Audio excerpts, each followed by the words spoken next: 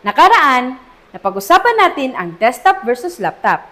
Ngayon, pag-uusapan naman natin ang choosing the right computer specs. Hi guys! Ngayon, tutulungan kitang pumili ng tamang computer specs based sa needs mo. Alamin muna ang purpose. Para saan mo gagamitin ang computer? Online class, work, editing, or gaming? I-match ang specs sa paggagamitan mo. Huwag bumili ng high specs kung basic task lang. Processor or CPU. Ang CPU ang utak ng ating computer. i3 or Ryzen 3 for basic use. i5 or Ryzen 5 naman kung multitasking and work. And i7 or Ryzen 7 kung heavy task and gaming ang paggagamitan. Mas bagong generation equals mas efficient. Reminder, hindi kailangan ng top CPU kung light use lang. Graphics card or GPU. Ang GPU ang nag-handle ng graphics at visuals ng mga PC natin. Mag-integrated GPU ka kung for office, school, or light editing. Dedicated GPU naman kung gaming, video editing, and 3D rendering ang laging ginagamit.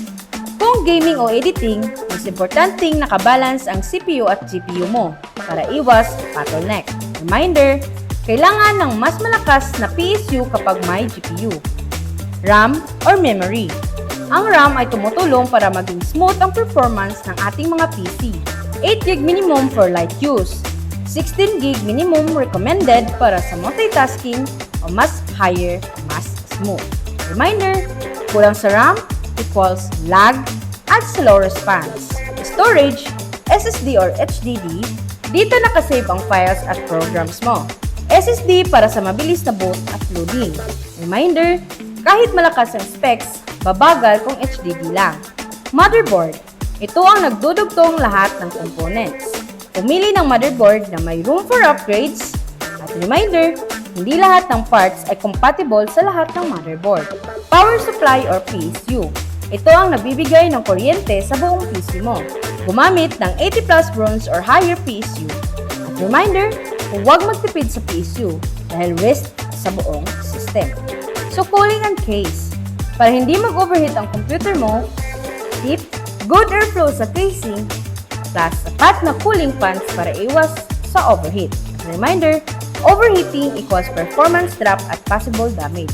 Para sa ating final tips, dapat balance ang lahat ng parts. Piliin based sa needs, hindi hype. At isipin ang future upgrades.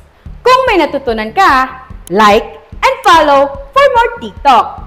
Kung gusto mo ng recommendations, just message us on TikTok and Facebook. Salamat sa panonood at tandaan, right specs equals better performance and value. See you sa next episode ng ating DWP Tech Series.